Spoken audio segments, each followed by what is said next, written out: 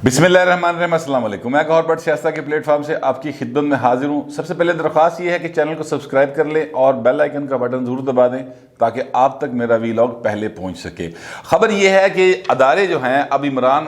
खान की जो हुकूमत है उसकी रंगबाजी तो आगे तंग, और अब वो देख रहे हैं कि किस तरीके से मियाँ नवाज शरीफ दी निक्की जी हाँ आवे ताकि असी वड्डी जी बाह बाह करा दिए पीटीआई दी हुकूमत दी। लेकिन नवाज शरीफ जो हैं वो अभी तक हाँ करने के मूड में ऐसे दिखाई नहीं दे रहे। उसकी क्या वजूहात हैं और ये रंगबाजियाँ क्या हैं जो मैंने लफ्ज़ इस्तेमाल किया, ये बड़ा एक पंजाबी जो समझते हैं उनको इस बात का मतलब समझ आता है कि ये रंगबाजियाँ क्या हैं जो ये करते चले आ रहे हैं। हाल ही में होने वाली रंगबाजियाँ जो हैं वो आपके सामने रखूंगा। वैसे तो ये पूरी की पूरी हुकूमत 3-3.25 साल की रंगबाजी पर मबनी है, बल्कि पीटीआई को अगर आप गौर करें तो जब से ये बनी है, अब मैं इसकी बनने की तारीख 26 साल या 25 साल पुरानी नहीं समझता।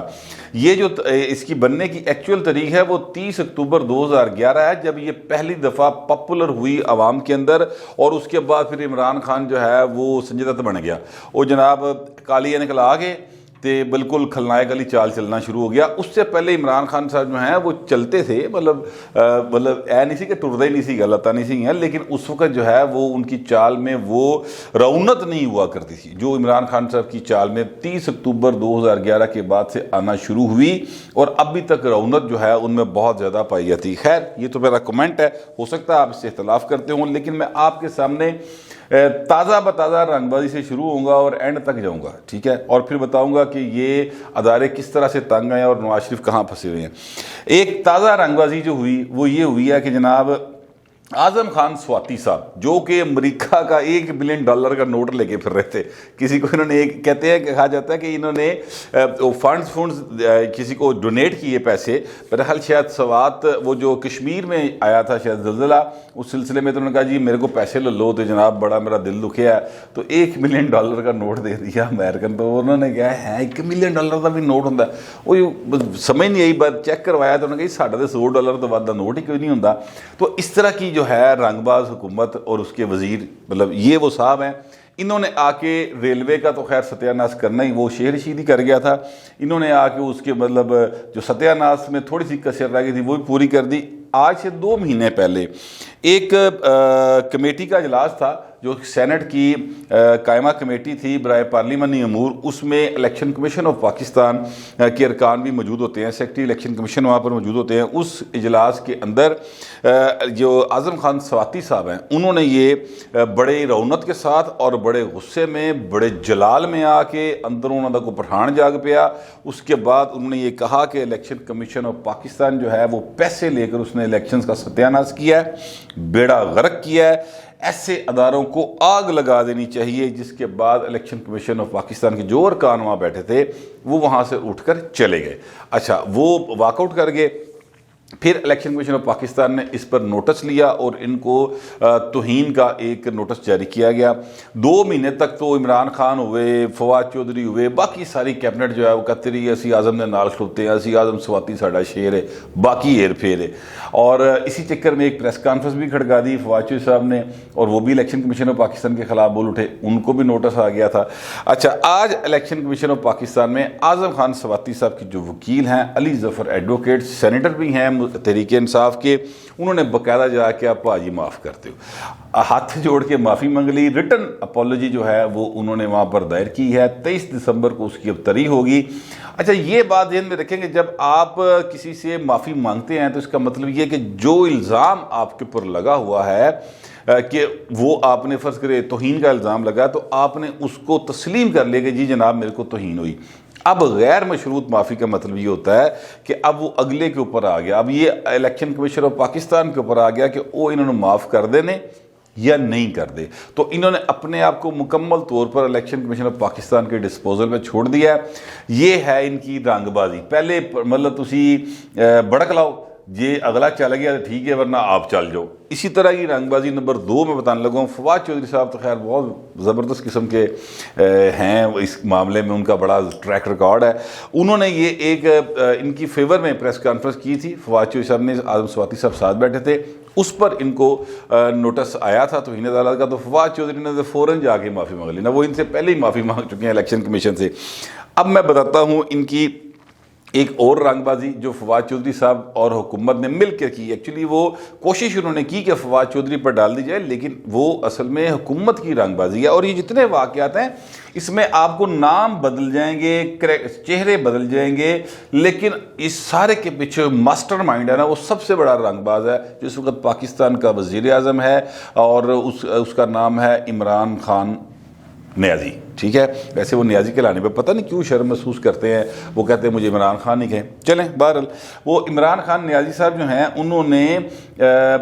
یہ ان کا مائنڈ ہے، اور وہ سارے ڈائریکشنز دیتے ہیں کہ آپ نے یہ کرنا یہ کرنا یہ کرنا، اور اس کے بعد پھر اگلے وزیر جڑے نے وہ نوکریاں بچان لئی اور حکومت میں رہنے کے لیے اس طرح کے اقتے شروع کرتے ہیں۔ چونٹے بڑے زبردست لگتے پائن جیسے لگ کے پیچھے گڈیاں پھر رہی ہو نا اوٹر والیاں، تے پروٹوکول لگے ہوں، منسٹر صاحب آ رہے ہیں، منسٹر صاحب جا رہے ہیں۔ مجھے ویسے ایک گل آج تک سمجھ نہیں آئی، رنگ بازی میں بتاتا ہوں، بھولا نہیں، میں بتاؤں گا وہ بھی، لیکن مجھے آج تک یہ بات سمجھ نہیں آئی کہ جب کوئی بندہ عام M P A M N A ہوتا ہے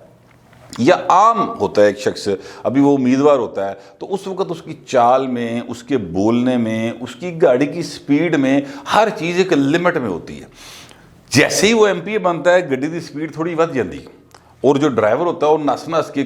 بوا کھولنا شروع کر دیتا ہے۔ اس کے بعد اگر وہ خدا نہ خواستہ منسٹر بن جائے تو پھر تو وہ گڈی دیا سپیڈاں پھڑیاں نہیں جا رہی ہوندیاں، ان کا آنا جانا ٹرنا پھرنا ایسے ہوتا ہے جیسے پتہ نہیں بہت پار چکے ہے نا، سارا پاکستان یہی چلا رہے ہیں، اور بچوں گل جیڑی نکلتی ہوا ہے نکلتی کہ پائن بعد چو کرپشن کے کیسز پائن اور اندر ہوئے ہوندے۔ یہ ہر حکومت کی میں بات کر رہا ہوں، میں صرف موجودہ حکومت کی بات نہیں کر رہا، یہ ہر ایک کا مسئلہ۔ پتہ نہیں ہم من حیث القوم ہمارا کوئی ایسا ایشو ہے کہ اسی ہر ویلے چودھری بننا چاہتے ہیں، اسی اپنے آپ اکبر اعظم ہی سمجھنے سارے جانے، موقع ملن دی دیر ہے اسی ایک منٹ ایکسپوز ہو جانے۔ خیر میں جو اگلی بات کرنے لگا تھا رنگ بازی نمبر 3 جو حکومت پاکستان نے کی، اور یہ باقی بھی خیر انہوں نے کی ہوئی ہیں، لیکن موجودہ حکومت کی ایک رنگ بازی ایک روز پہلے ایکسپوز ہوئی۔ منگل کے روز فواد چودھری صاحب نے یہ ایک کہا کہ جناب ہم فنڈز روک لیں گے الیکشن کمیشن آف پاکستان کے اگر انہوں نے ای وی ایم اور کمپیوٹرائز جو کہ انتخابی اصلاحات ہیں ہم نے کی ہیں پارلیمنٹ کے ذریعے، اس کے تحت انتخابات نہ کروائے تو ہم فنڈ نہیں جاری کریں گے۔ اچھا اب یہ بات آپ ذہن میں رکھیے گا کہ باقاعدہ طور پر لکھا ہوا ہے قانون کے اندر، آئین کے اندر، کہ الیکشن کمیشن آف پاکستان ایک آزاد اور خود مختار ادارہ ہے، اور یہ الیکشن کمیشن آف پاکستان جو ہے اس کو جتنی مالی معاونت چاہیے ہوگی حکومت پاکستان اس کو دینے کی پابند ہے۔ یہ الفاظ ہیں جو باقاعدہ طور پر اس میں لکھے ہوئے ہیں، تو حکومت کسی صورت ان کے فنڈز روک نہیں سکتی، لیکن رنگ بازی سی نا، وہ کرنی سی، تڑی سی، وہ لانی سی، انہوں نے وہ لگائی۔ اب جب اس کے اوپر رسپانس جو آیا متعلقہ اداروں کا، جو میں نے شروع میں کہا کہ ادارے رنگ بازیوں تو تنگ آ گئے ہیں، اس کے بعد پھر رات کو شبلی فراز صاحب نے کیپٹل ٹاک میں کہا کہ نہیں اسی تے گھر چ گل کی تھی، نہیں ایسی کوئی بات نہیں ہوئی تھی گھر جی۔ کل تو مجھے ایک لطیفہ یاد آ گیا، سن لیں ذرا، اتنا ٹینس ماحول ہے، اخراجات کنٹرول نہیں ہو رہے، تھوڑا سا لائٹ کرنے کے لیے وہ دو تھے اپنا مراسی زراعت، مطلب وہ پانڈ سمجھتے ہیں، پانڈ، وہ بڑا برا حال تھا، یہ کرونا کا سیزن چل رہا ہے اور کوئی فنکشن نہیں ہو رہا، اور بڑے مطلب برا حال تھے، بھوکے دیہڑے، روٹی کھانا واتر ہوئے بیچارے۔ تو وہ اپنا کمرے میں بیٹھے ہوئے، تو ایک نے کہا کہ یا اللہ انی بھوک ہے، نا برا حال ہے، انہوں تو موت ہی دے دے۔ تو دروازہ نوک ہوا تو آگے سے موت کا فرشتہ آ گیا، انہوں نے کہا بھائی چلو تہاڈی دعا قبول ہو گئی۔ انہوں نے کہا تو کون؟ نے کہا موت دا فرشتہ، تو دعا منگی سی پوری ہو گئی۔ انہوں نے کہا لے ہوں بندہ گھر چ گل بھی نہ کرے۔ تو یہ والی حالت ان کی ہوئی ہے کہ لے ہوں بندہ گھر چ گل بھی نہ کرے۔ اس قسم کی وضاحتیں شبلی فراز صاحب دے رہے تھے کہ نہیں وہ تو وزیر اعظم اٹھ کے گئے تھے ابھی تھوڑی دیر کے لیے، 4-5 منٹ کے لیے، وہ تو نماز پڑھنے گئے تھے، اس دوران کچھ وزراء نے یہ آپس میں ڈسکس کیا تھا، فواد نے تو بھی بھولے بھائی گل کرتی۔ حالانکہ ایسی کوئی بات نہیں، فواد چودھری صاحب نے جو بات کی وہ کیبنٹ میں فیصلے تھے جو بتا رہے تھے۔ آج علی ظفر صاحب نے اس بات کی باقاعدہ جو ہے ایک مطلب انہوں نے کہا کہ میں کیبنٹ کا حصہ تو نہیں ہوں، لیکن چونکہ مجھے قانون کا پتہ ہے تو قانون کے تحت یہ روکے نہیں جا سکتے فنڈز، پھر اس سے بیک آؤٹ کیا۔ یہ 2-3 روز کی رنگ بازی ہیں جو میں آپ کے سامنے رکھنے جا رہا ہوں۔ اچھا اب ان کی رنگ بازیوں کا عالم یہ ہے کہ ان سے تنگ آ کر پرویز لائی चौधरी परवेज़ लाई साहब, इनके बड़े करीबी इत्तेहादी, वैसे वो अक्सर नाराज़ रहते हैं कि यमन तेरा सच्चा प्यार तो नहीं मिला, इसके बावजूद कि उनकी सारी बातें जो हैं वो मान ली गई हैं, जो बल्दियाती इंतखाबात के हवाले से उन्होंने कहा था वो सारी चीज़ें हुकूमत ने मान ली हैं। लेकिन परवेज़ लाई तो फिर वो हस्ती है ना जो कहती है मैंने तेरा सच्चा प्यार नहीं मिला। आज उन्होंने एक बयान जारी किया है। अच्छा, उस बयान को लोग कुछ और अंदाज से देख रहे हैं, मैं जिस अंदाज से देख रहा हूँ मैं वो बयान करने लगा हूँ। उनके बयान का पहला जो टिक्कर है ना, पहला जुमला वो ये है कि जनाब तमाम असातिज़ा जो हैं स्कूलों की असम्बली के अंदर जब असम्बली हो तो उसके बाद वो दुआ करवाएं कि अल्लाह ताला हमारे बच्चों को स्मोक से, फेफड़ों और सांस की बीमारियों से महफूज रखे। ये उन्होंने पहला जुमला है। दूसरा जुमला जो है उनका वो ये है कि जनाब अल्लाह ताला जो है वो बारिश करे ताकि स्मोक ख़त्म हो। अब ये मैं इसको इस अंदाज से देख रहा हूँ कि ये उस पर कर रहे हैं तंज, पंजाब हुकूमत की कारकर्दगी पर ये कर रहे हैं तंज कि यार तेरे तो ते स्मोक ते काबू नहीं पाया जाना, आपसे तो कानून जो बना हुआ है उस पर इम्प्लीमेंट नहीं होना। आप स्मोक वाली गाड़ियों को, धुआं छोड़ने वाली गाड़ियों को, आप जो थां अग लगी पई पूरे पंजाब विच वो मूंजी दी फसल जिसले वड्डी जाती है तो उसके बाद उसको वो जो होता है उसको निकालने के लिए वो आग लगा देते हैं, तो उसको आप रोक नहीं पा रहे। ठीक है, तो फिर अल्लाह को दुआ करना है कि या अल्लाह तू ही है जे आके कोई बारिश बुरिश पा देवे तो साढ़े हालात बेहतर हो जाए और स्मोक से हम बच जाएँ। तो मैं इसको तंज के एतबार से देख रहा हूँ। हो सकता है आप इसको सीरियस लेते हो, मैं तो ये समझ रहा हूँ कि उन्होंने तंज किया। मैं इसलिए कह रहा हूँ कि परवेज़ लाई साहब को मुझे कवर करते हुए कमो बेश 30 साल हो गए हैं, तो मैं समझ सकता हूँ कि वो किस सेंस में बोल रहे हैं। लेकिन बहरहाल आपका हक है कि आप जिस मर्जी अंदाज से बोलें। एक और रंगबाजी, जो आखिरी रंगबाजी इन्होंने आज के दिन फवाद चौधरी साहब ने अभी तक की फरमाई है, ये भी हुकूमत पाकिस्तान की। याद रखिएगा Fawad Chaudhry as a person, उनकी रिस्पेक्ट, उनका एक अपना मेरे जहन में एक हैसियत है, वो अपनी जगह पे है एज अ पर्सन। लेकिन एज पॉलिटिकल पर्सनैलिटी और एक इस हुकूमत के तर्जुमान होने की हैसियत से मैं सारी तंज उस हवाले से करता हूँ। पर्सनली वो बड़े अच्छे इंसान हैं, लेकिन पॉलिटिकल करैक्टर मैं डिस्कस करता हूँ, और किसी का भी हो, मैं किसी की ज़ाती उसमें नहीं जाया करता। फवाद चौधरी साहब ने आज की रंगबाजी में ये फरमाया है कि जनाब ये जो अपोजिशन ने फैसला किया है ना कि 6 दिसंबर को होने वाली जो कौमी सलामती की पार्लिमानी कमेटी है उसका बाइकआउट करना है, तो आप मेहरबानी करें कि जनाब वो आप जो है ना उसका बाइकआउट ना करें, क्योंकि ये सियासी मामला नहीं है, कौमी सलामती का मामला है। ये पहली हुकूमत है जो पार्लियामेंट को इस हवाले से इत्मीनान में ले रही है, ये वो इस तरह की बातें कर रहे हैं। हालांकि इनका पहला जुमला ही गलत है। पहला जुमला ये है कि ये पहली हुकूमत है जो पार्लियामेंट को कौमी सलामती के हवाले से ले रही है, ये गलत बात है। फवाद चौधरी साहब को मैं याद दिलाना चाहता हूँ कि पीपल्स पार्टी की गवर्नमेंट जो है वो पहली हुकूमत थी 2008 से 13 के दरमियान, जब तीनों मुसल्ला अफवाज के सरबराहान जो हैं और DGIS जो थे वो पार्लियामेंट की कमेटी के सामने आकर जिन्होंने पूरी ब्रीफिंग दी थी, मुश्तरका कमेटी को बुलाकर, बल्कि वो वहाँ पर आए थे और उन्होंने ब्रीफिंग दी थी। मुझे अच्छी तरह से ये बात याद है। हालांकि फवाद चौधरी साहब उस हुकूमत का भी हिस्सा होते थे, लेकिन गल पुरानी हो गई ना, बंदा बूढ़ा हो जाता तो भुल भी जाता, हो सकता है ऐसे कुछ हो गया हो। अच्छा, अब दूसरी बात जो उन्होंने की कि जनाब ये चूँकि सियासी मामला नहीं है, ये कौमी सलामती का मामला है, तो उस पर मेरी गुजारिश ये है कि सर मेहरबानी करें, अगर ये कौमी सलामती का मामला है तो यह गल प्राइम मिनिस्टर ऑफ पाकिस्तान को भी दसो पाए ना, वो वज़ीर आज़म साहब ने, उन्होंने भी दसो, क्योंकि वो पहले जो 2 इजलास हुए हैं कौमी सलामती के, उन दोनों में वो नहीं आए